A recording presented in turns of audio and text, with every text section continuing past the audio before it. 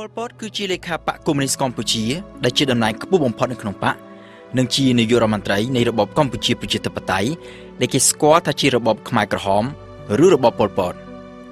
Pol Pot គឺជាមនុស្សដ៏អាតកំបាំងម្នាក់ដែលចំណាយពេលភាគច្រើននៃជីវិតរបស់គាត់រស់នៅក្នុងការលាក់កំបាំងសូម្បីតែឈ្មោះនិងថ្ងៃខែឆ្នាំកំណើតក៏ Pol Pot បានផ្លាស់ប្ដូរដែរ Pol Pot តាមពិតមានឈ្មោះដើមថាសឡុតសកើតនៅភូមិព្រែកស្បូវក្នុងខេត្តកំពង់ធំគេដឹងថា Pol Pot ស្លាប់នៅថ្ងៃទី15ខែមេសាឆ្នាំ1998ក៏ប៉ុន្តែ Pol Pot កើតនៅថ្ងៃណាខែណាឆ្នាំណានៅតែជាបញ្ហាមិនច្បាស់លាស់ដដែលយោងតាមវិទ្យុជាតិកម្ពុជាប្រជាធិបតេយ្យដែលបានផ្សាយនៅឆ្នាំ1977 Pol Pot កើតនៅឆ្នាំ1925ក៏ប៉ុន្តែយោងតាមឯកសារជាច្រើនដែលអាណាព្យាបាលបារាំងបានតម្កល់ទុកនៅឆ្នាំ1950 Pol Pot ឬសឡុតសកើតនៅថ្ងៃទី25ខែឧសភាឆ្នាំ1928ចំណែក Pol Pot ខ្លួនឯងបានអាងថាថ្ងៃខែឆ្នាំកំណើតពិតរបស់គាត់គឺខែមករាឆ្នាំ1925ក៏ប៉ុន្តែគាត់បានបន្ថយអាយុ3ឆ្នាំដោយចុះនៅក្នុងបញ្ជីជាតិថាកើតនៅឆ្នាំ1928ទៅវិញសឡុតសកើតនៅក្នុងគ្រួសារត្រកូលកសិករស្ដុកស្ដំមួយនៅខេត្តកំពង់ធំឪពុករបស់សឡុតសឈ្មោះប៉ែនសឡុតម្ដាយឈ្មោះសុកណែមសឡុតសមានបងប្អូនទាំងអស់9នាក់ក្នុងនោះប្រុស7នាក់និងស្រី2នាក់សឡុតសគឺជាកូនទី8យោងតាមលោក David Chandler គ្រួសាររបស់សឡុតសមានទំនាក់ទំនងយ៉ាងជិតស្និទ្ធជាមួយនឹងព្រះបរមរាជវាំងនៅក្នុងទសវត្សរ៍ឆ្នាំ1920បងស្រីជីដូនមួយម្នាក់របស់សឡុតសឈ្មោះមៀកគឺជាអ្នករាំរបាំព្រះរាជទ្រព្យប្រចាំព្រះបរមរាជវាំងក្រោយមកមៀកក៏បានក្លាយទៅជាស្នំឯករបស់ព្រះអង្គម្ចាស់ស៊ីសវត្តមុនីវង្សហើយទទួលបានតំណែងជាខុនព្រះមនាងដែលមានអំណាចត្រួតលើស្រីទាំងអស់នៅក្នុងវាំងបងប្រុសច្បងរបស់សឡុតសឈ្មោះសឡុតសួងក៏ជាបុគ្គលិកម្នាក់បម្រើការនៅក្នុងការិយាល័យពិធីការនៃព្រះបរមរាជវាំងដែរមិនយូរប៉ុន្មានក្រោយមកប្អូនស្រីរបស់សឡុតសឈ្មោះសារឿន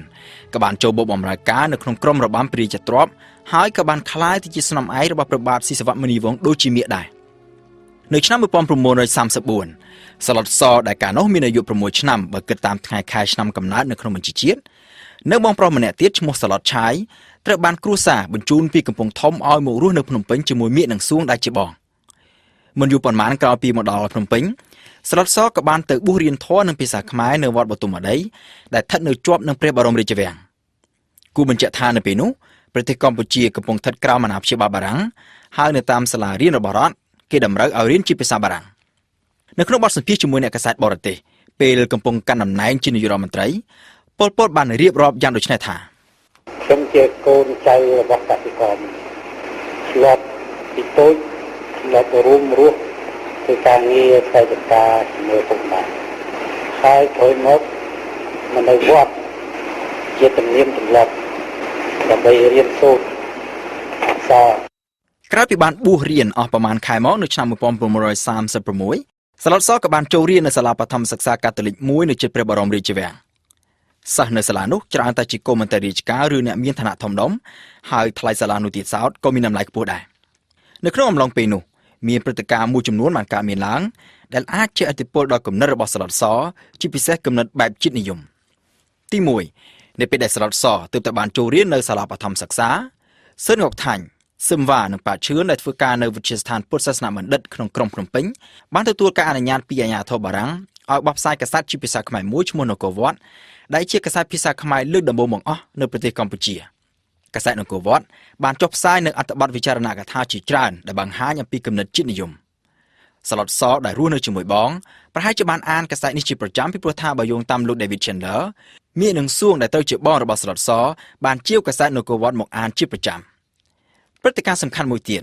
គឺនៅពេលដែលសឡុតសរៀនជិតចប់បឋមសិក្សានៅចន្លោះឆ្នាំ1940និងឆ្នាំ1941បារាំងដែលច្បាំងចាញ់អាល្លឺម៉ង់ក្នុងសង្គ្រាមលោកលើកទី2ក៏បានយកព្រមឲ្យថៃកាត់យកទឹកដីខេត្តបាត់ដំបងនិងសៀមរាបរបស់ខ្មែរទៅគ្រប់គ្រងដែលជាហេតុបណ្ដាលឲ្យប្រជាជនកម្ពុជាមានកំហឹងយ៉ាងខ្លាំងសូម្បីតែព្រះបាទមុនីវង្សក៏ខ្ញាល់នឹងការបាត់បង់ទឹកដីនេះយ៉ាងខ្លាំងដែររហូតដល់សម្ដេចព្រះទ័យចាក់ចេញពីព្រះបរមរាជវាំងទៅគង់នៅខេត្តកំពង់ឆ្នាំងហើយបដិសេធឈប់និយាយភាសាបារាំងរហូតដល់ព្រះអង្គចូលទីវង្គតនៅឆ្នាំ1941ទំនងជាហេតុការណ៍ទាំងពីរនេះហើយដែលបានជះឥទ្ធិពលដល់គំនិតរបស់សឡុតសដែលនៅជាកុមារនៅឡើយឲ្យមានគំនិតស្អប់បរទេសនិងមានគំនិតជាតិនិយមនៅឆ្នាំ1942សឡុតសបានជាប់ឈ្មោះនៅក្នុងចំណោមសិស្ស20នាក់ ដែលត្រូវបានជ្រើសរើសឲ្យទៅរៀននៅអនុវិទ្យាល័យមួយឈ្មោះអនុវិទ្យាល័យព្រះសីហនុដែលបារាំងទើបនឹងបង្កើតនៅខេត្តកំពង់ចាមនៅថ្ងៃទី20ខែកក្កដាឆ្នាំ1942នៅទីក្រុងភ្នំពេញបាតកម្មដ៏ធំមួយត្រូវបានរៀបចំឡើងប្រឆាំងនឹងបារាំងបាតកម្មនេះកើតឡើងក្រោយពីអាជ្ញាធរបារាំងបានចាប់ខ្លួនព្រះសង្ឃខ្មែរ2អង្គគឺអាចារ្យហែមឈីវនិងនួនឌួងដែលបានទេសនាប្រឆាំងនឹងបារាំងបាតកម្មនេះត្រូវបានដឹកនាំដោយសឺនអុកថៃនិងប៉ាឈឿនហើយមានអ្នកចូលរួមរាប់ពាន់នាក់នៅក្នុងនោះក៏មានព្រះសង្ឃប្រមាណ500អង្គផងដោយយើងមិនដឹងច្បាស់អំពីថ្ងៃដែលសឡុតសចាក់ចេញពីភ្នំពេញទៅកំពង់ចាមយើងមិនអាចដឹងបានទេថាតើសឡុតសបានចូលរួមនៅក្នុងបាតកម្មនេះដែរឬក៏អត់នៅឯអនុវិទ្យាល័យព្រះសីហនុខេត្តកំពង់ចាមសឡុតសបានជួបជាមួយនឹងហ៊ូនឹមហ៊ូយុននិងខៀវសំផនដែលរៀននៅទីនោះដែរអ្នកទាំងនេះសុទ្ធតែជាកូនអ្នកចេះដឹងហើយសុទ្ធតែជាអ្នករៀនពូកែហើយដែលក្រោយមកសុទ្ធតែបានក្លាយទៅជាមេដឹកនាំសំខាន់របស់ចលនាខ្មែរក្រហមក៏ប៉ុន្តែមិត្តភក្តិជិតស្និទ្ធបំផុតរបស់សឡុតសនៅពេលនោះគឺលួនណុនប្អូនប្រុសរបស់លួនណុលប្រហែលជាដោយសារតែទំនាក់ទំនងមិត្តភាពជាមួយមេដឹកនាំខ្មែរក្រហមនេះហើយបានជានៅឆ្នាំ1975លួនណុនមិនព្រមចាក់ចេញពីទីក្រុងភ្នំពេញដោយមកពីគិតថាពួកមេដឹកនាំខ្មែរក្រហមអាចយកយល់ដល់មិត្តចាស់ក៏ប៉ុន្តែលួនណុនត្រូវបានខ្មែរក្រហមសម្លាប់ចោលភ្លាមៗក្រោយពីដណ្ដើមកាន់កាប់ទីក្រុងភ្នំពេញនិយាយអំពីអត្តចរិតរបស់សឡុតសវិញបើយោងតាមសិស្សដែលរៀនជាមួយសឡុតសនៅអនុវិទ្យាល័យកំពង់ចាមសឡុតសគឺជាមនុស្សសាមញ្ញម្នាក់មិនសូវនិយាយស្ដីច្រើនចូលចិត្តលេងបាល់ទាត់និងបាល់បោះជាមនុស្សរស់រាយនិងចេះគួរសមហើយជាមនុស្សមិនបង្ហាញអំពីមហិច្ឆតាចង់ធ្វើអ្វីឲ្យបានធំដុំនោះទេ